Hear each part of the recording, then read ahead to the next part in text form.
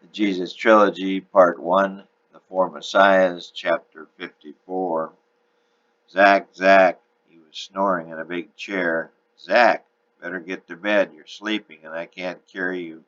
Man, Elizabeth said in a huff. She got up and shook him. Zack, get up and go to bed. He kept snoring. It seemed to grow louder. Zack, come on, dear. She put her hand on his shoulder again, and then she saw it.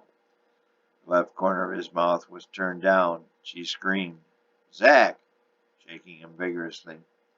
Johnny, who'd gone to bed early, raced out of the bedroom and said, What's wrong, Mom? But he took one look at his father and he knew immediately. Johnny won't wake up, Elizabeth said, and immediately started to cry. Johnny did notice that his father was still snoring, so he was alive. However, there was now foam coming from his mouth. I'll get Dr. Luke, he said, and raced out the door. Within 10 minutes, Johnny had awakened the doctor, and they got back to the house. Dr. Luke took one look and realized the seriousness of Zack's condition. He took his stethoscope and listened to Zack's heart. It was beating. His pulse was about 110 and quite irregular.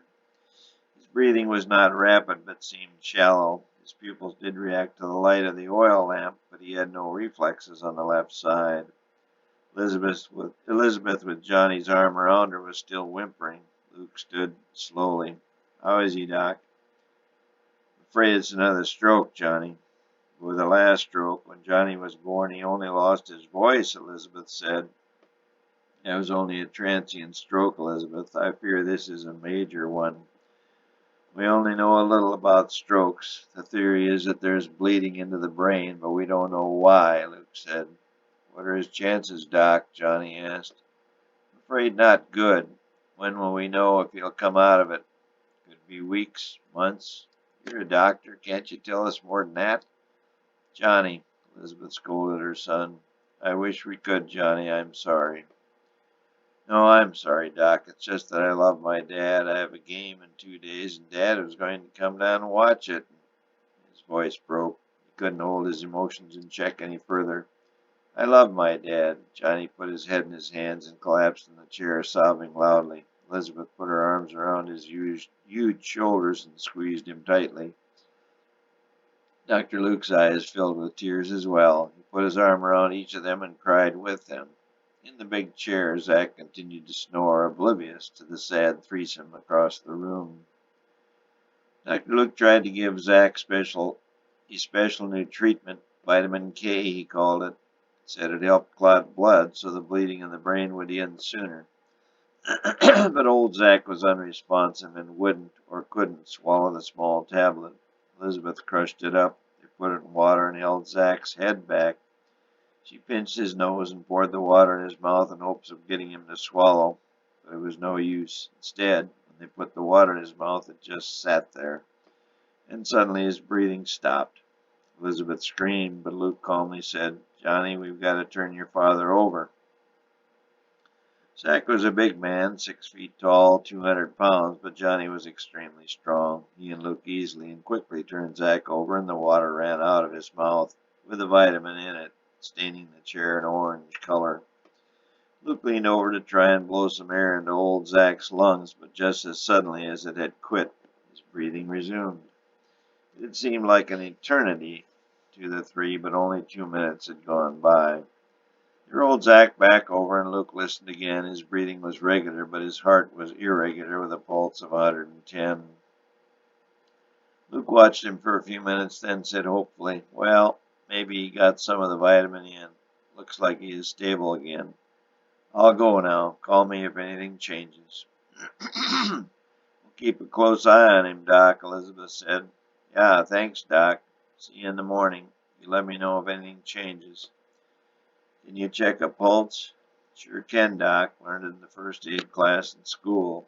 Good. Let me know if it drops below 40. What is it now? Elizabeth asked. It's down to 60 now. Is that okay? Yeah, that's okay. Good night, all. Night, Doc. And thanks again.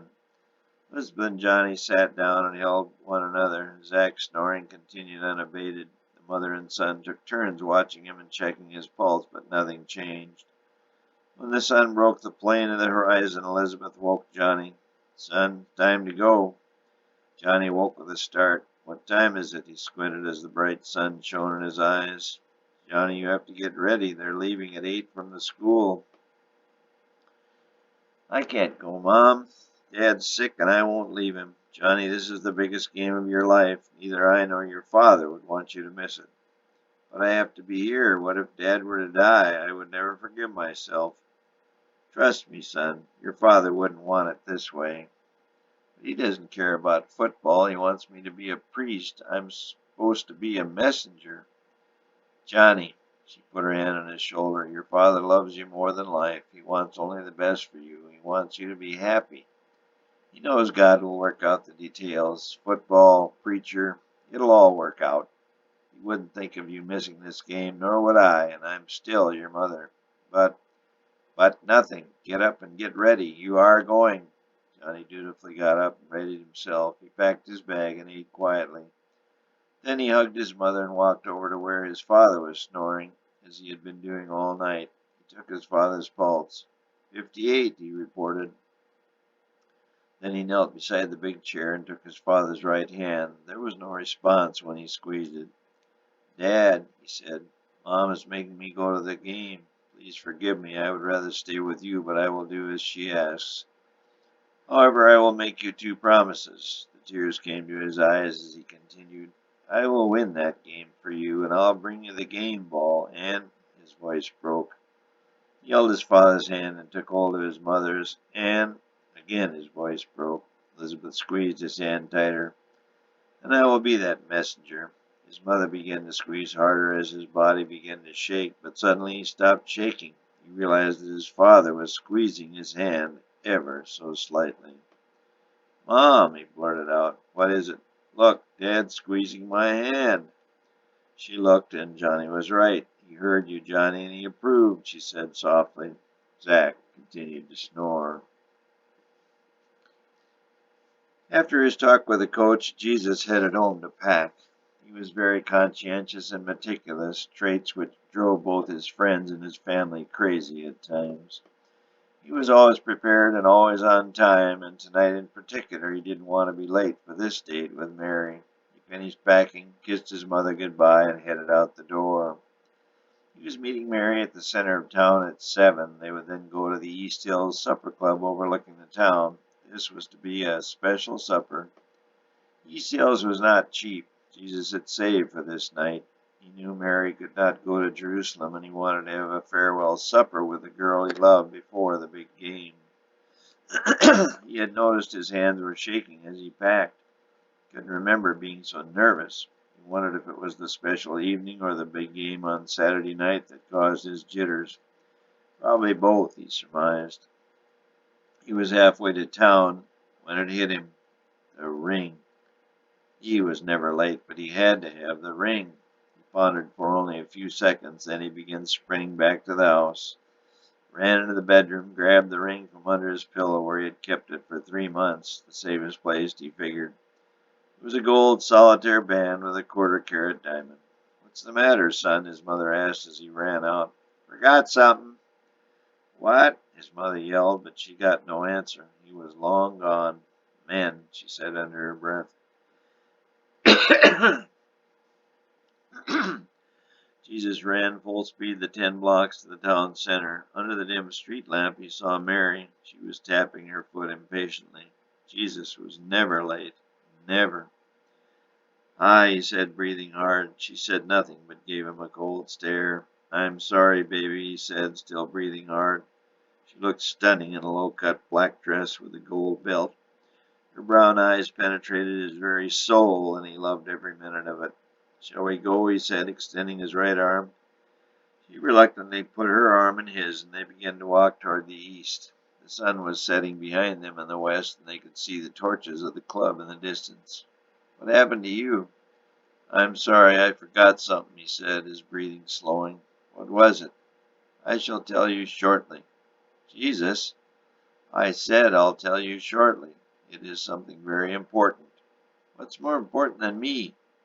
Nothing in this world is more important than you, baby. He leaned over and kissed her cheek. She didn't pull away this time. They arrived at the club, and the maitre d' opened the door. Welcome to East Hills Supper Club. Thank you. Have you a reservation? The maitre d' was a tall man in a dark coat. For 7:30, sir, Jesus answered. The name?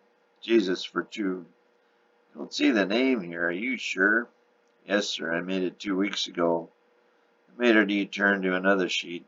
Oh, here it is. He looked over his shoulder. One moment, please. He went to check the corner table overlooking the rail. We've had a cancellation. Mr. Hazen decided not to come this evening. Would you like the corner table?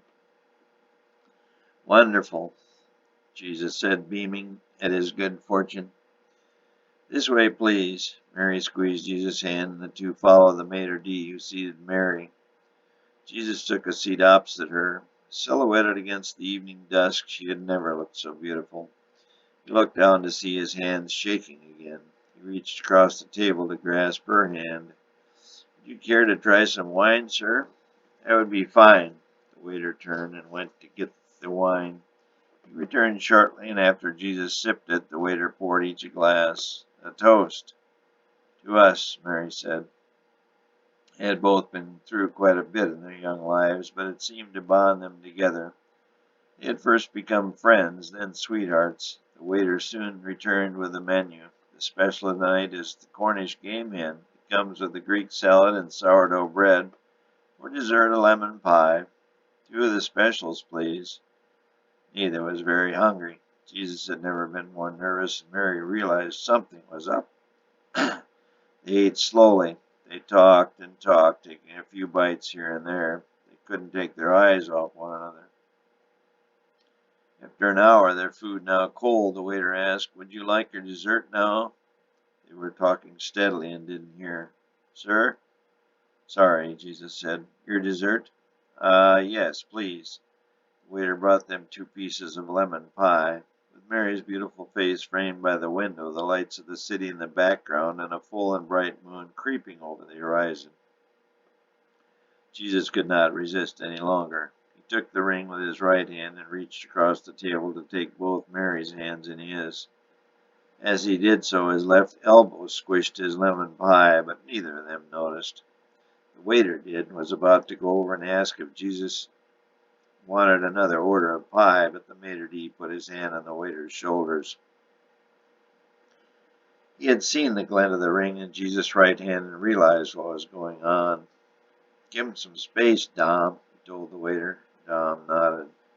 With his hands holding Mary's, Jesus got up and knelt in front of her. Despite holding her hands, his still were shaking, and the sweat was not only on his palms, but was running down his forehead.